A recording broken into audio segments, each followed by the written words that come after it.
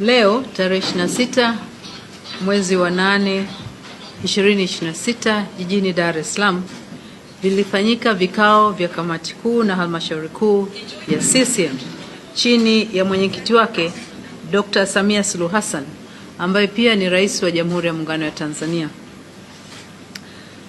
Kamati kuu na halmashauri kuu zilikuwa na ajenda za jumla ambazo zilijadiliwa, na kati ya ajenda zilizojadiliwa leo kulikuwa na swala la nidhamu na maadili ambalo lilikuwa linamkabili mwanachama mwandamizi wa chama chetu, mjumbe wa kamati kuu na halmashauri kuu, ndugu Balozi Dr. Emmanuel Nchimbi.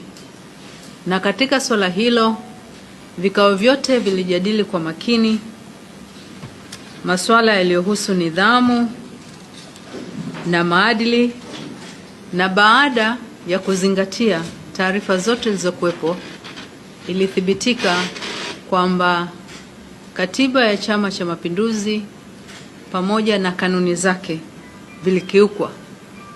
Kufuatia hayo, kwa kauli moja, halmashauri kuu ya Chama cha Mapinduzi ilipitisha uamuzi kwamba kutokana na mienendo iliyokiuka kanuni zetu zinazohusu nidhamu na maadili, ndugu Nchimbi afukuzwe uwanachama kwa mujibu wa kanuni zetu.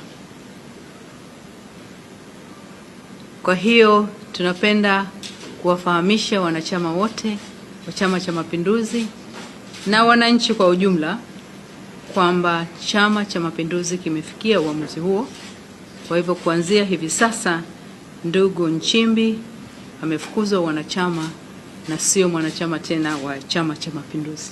Uamuzi mwingine wa muhimu uliofanywa na halmashauri kuu ya CCM Taifa na ni kupokea na kupitisha jina katika hatua ya awali ya mtu ambaye atapendekezwa kwa mujibu wa taratibu za katiba kuwa makamu wa rais wa Jamhuri ya Muungano wa Tanzania, na huyo ni ndugu Deogratius John Ndejembi.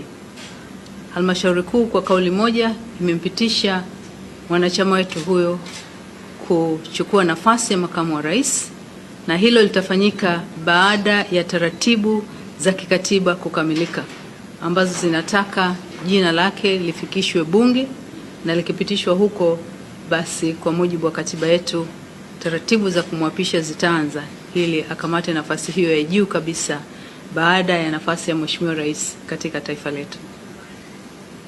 Asanteni.